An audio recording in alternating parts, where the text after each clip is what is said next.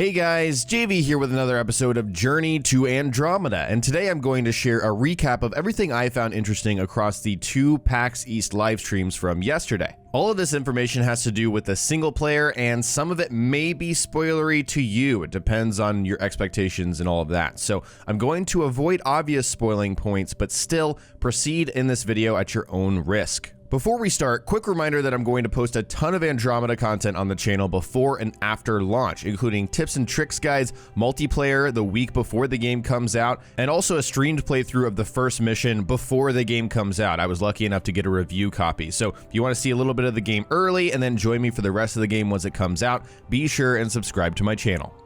First, we're going to cover the hour-long preview of Habitat 1, and I do want to warn you, I don't have the gameplay for this. I can't just throw this in my video because I don't have rights to the gameplay, so you're just going to see kind of a supercut of all of the trailers together, and that's kind of unfortunate, but that's all we have. So in this first stream, we had Mac Walters, creative director, and Mike Gamble, producer on the game, answering questions and just kind of streaming through Habitat 1, which is the first mission of the game. One of the first questions was about Shepard in the original trilogy, and Mac said that there are going to be lots of hints and nods to the original trilogy. For those of you looking for it, they will certainly be in the game, but he also explained that this game is a new story with new themes. It's really about exploration at its heart, and there's a sense of something greater. There's a mystery in the universe, kind of what we had with the Reapers in the original Mass Effect. So that little line there was very exciting for me. That's what I really want out of this game. The gameplay started about an hour and a half into the game after the opening mission, and then what they call Mission 1, which is right after that, on Habitat 1. So the only quest that I could make out that I could read, and I think this is the one they were doing,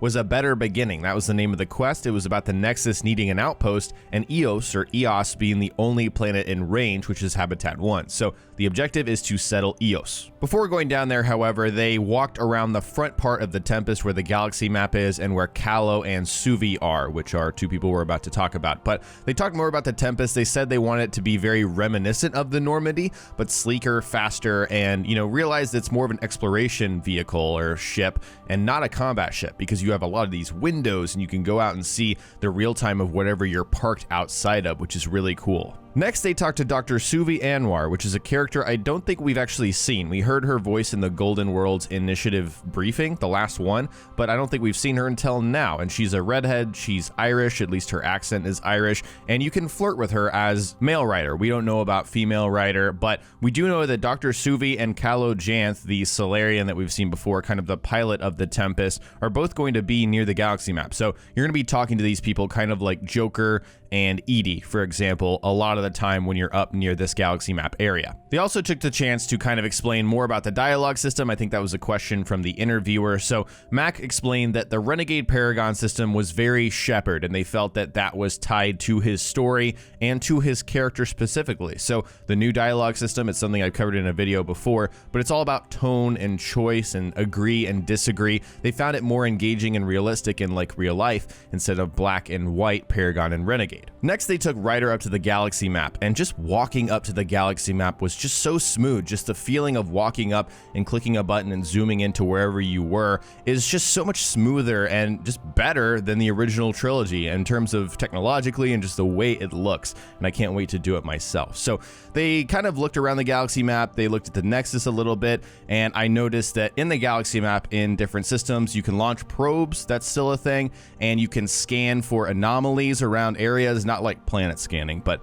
scanning for anomalies, and then if you find one, you can actually go and check it out. And then the next part was a little confusing to me. I didn't know what was going on, but they explained it in the second stream. I'll just share that info right now. So when you choose a planet and find a landing zone and say, I want to go to that planet, you actually see the first person perspective of the Tempest changing course, and then you actually fly through the space. If it's very far away, you're going to obviously go into a super fast speed, right? You're going to see this rippling effect, but you actually see yourself going past in 3D space, planets and anomalies and star systems and all that stuff. It's really cool. Once they reached Eos, of course, before you land, you get to choose your loadout and squad. That's always been the case, so that doesn't change. You get to make all those changes before you actually land.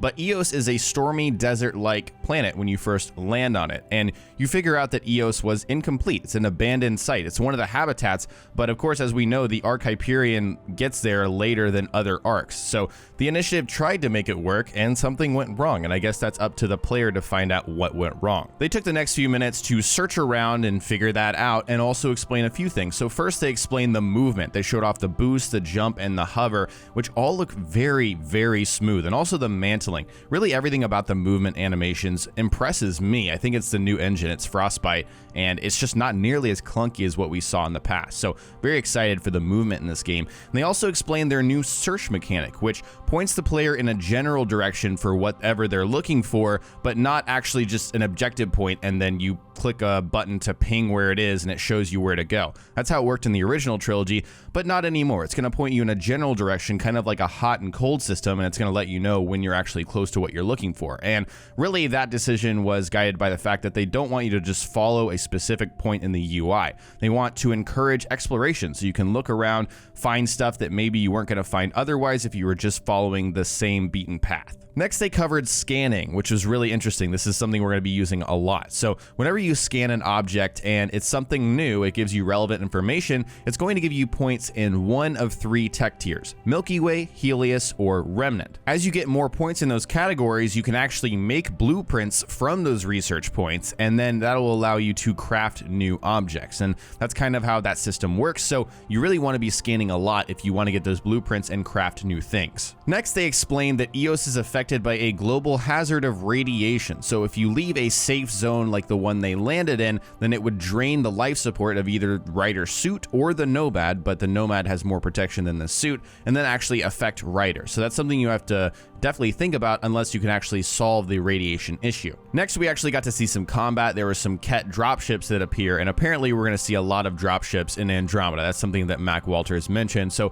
get used to Ket dropships. Next, they covered Andromeda viability points, and they basically explained that everything in the game that you do gives you Andromeda viability points, which allows you to wake up more people from cryosleep. So whether it's exploration, critical path, main mission stuff, side missions, all of that stuff will add to your Andromeda viability points, and once you get it to a certain point, you can actually add an outpost. And when you add an outpost, it actually adds more missions and more people on the planet. So think of it this way: if you first get on a planet and you do everything, you do all the missions, you finished everything that you possibly can, until you've actually built that outpost, you haven't done everything because more people will appear there and they'll have more things to do, which is a very compelling little mechanic there. I believe they were asked a question about dialogue and how many people you could talk to, and apparently in Mass Effect 3 there were 600 something characters that you could talk to across the entire game in open exploration areas and in missions and all that stuff, and apparently Andromeda has 1,200 characters that you can talk to and interact with. That's just plenty. There's so many people you can talk to in Andromeda,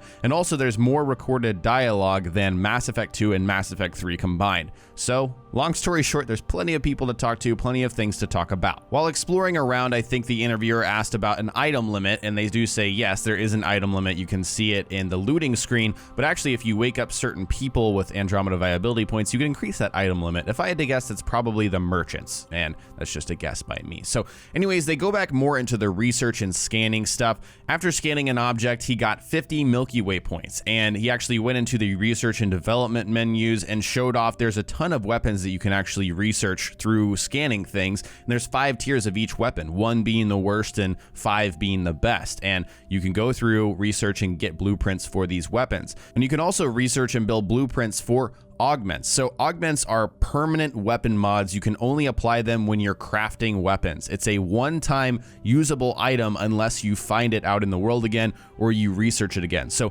augments are really powerful tools, and they give you a lot of different things you can do. So that's the research side of research and development. The development side is actually taking the blueprints that you made and building them with materials that you've found. And so you're gonna have to find different elements and different items out in the world to actually build the items that you have blueprints for. After some running around, they showed off the fact that your profile actually impacts what your jumps and boosts look like. So, for example, if you have the Infiltrator profile unlocked and equipped, it gives you cloaked boosts and jumps. I don't think this has an impact in combat. I think that's what they explain. It's more of a cosmetic thing, but that's really cool. If I'm a biotic, then I'm going to have a biotic jump and a biotic boost and all of that cool stuff. After this point, they kind of go into spoiler territory, so we're not going to cover what happens next, but they do share a few more points. First off, your squad mates that you have with you have contextual and relationship dialogue. So depending on how they've interacted with Ryder, they may be more friendly or more hostile. It really depends. And also they'll talk about the world around them. So it's not just going to be, oh, look at that. Oh, look at that. It's going to be some random dialogue about something they've done before or how they feel about a certain situation. Apparently the least dialogue squad mate, the least talkative one in Andromeda, is still going to have more dialogue than the most talkative one in Mass Effect 3, which is crazy. And that's where we're going to stop with that first stream. Again, I think anything past that point is going to be spoiler territory. It's really story related. So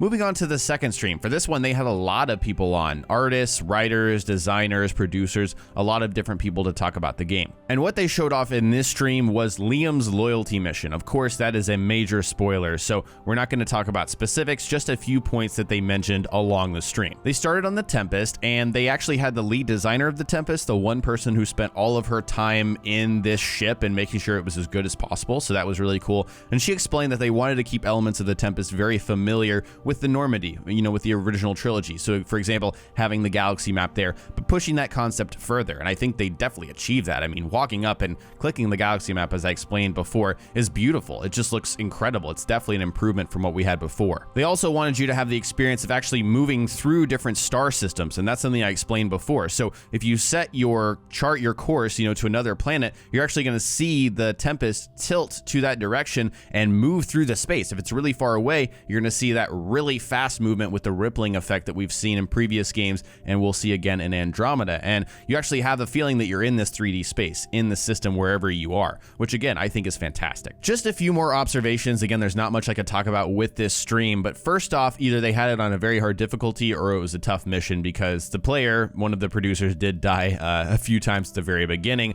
but there are a lot of funny moments in this mission. And that's something that I thought was refreshing because, Shepard's mission is very serious, unless you played the Citadel DLC, which is fantastic, by the way, but it's very serious. Shepard is trying to do some very serious things. Of course, there's some serious stuff going on in Andromeda, but there's some lighter moments. And I think the writer explained that, yes, they want to have some lighter moments with this game in contrast to the original trilogy, and the loyalty missions kind of afford that to the player. There was also a ton of verticality in this mission, and that some of the designers explained that they couldn't do that before with Shepard. Shepard couldn't jump around very much. It was like go up a ladder or go up a set of stairs, and that was basically it. There's not a ton of verticality in the original trilogy. That's absolutely not the case with Andromeda. And in this mission in particular, I won't say exactly what happens, but there's so much verticality. It's really a different kind of mission. Nothing we've seen from Mass Effect, certainly, but not something you see in a lot of other games. And so very happy to see verticality being used in the level design. Finally, the art director explained kind of the challenges and the strengths of Frostbite and what that was, allowing them to do, the engine of the game with great lighting,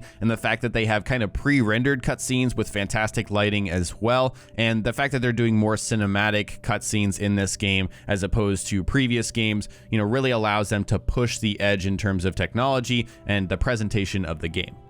Anyways, guys, that's all that I found interesting from the PAX East Andromeda gameplay live streams. Again, I tried to avoid spoilers, but still give you as much information as possible. I'd love to hear from you all in the comment section below. Tell me, what are you most excited about in Andromeda? Is it exploration, combat, the characters, the story? Whatever it is, let me know what you're most excited about in the comment section below. If you enjoyed this video, remember to hit that like button. I'd really appreciate it, and don't forget to subscribe for more Andromeda gameplay. Again, I've got a review code, so I'm going to be able to stream this game as early as Tuesday, and then multiplayer throughout the week, and then we'll continue our playthrough once the actual game is out. So hope you guys are looking forward to that. Thanks so much for watching, and I'll talk to you next time.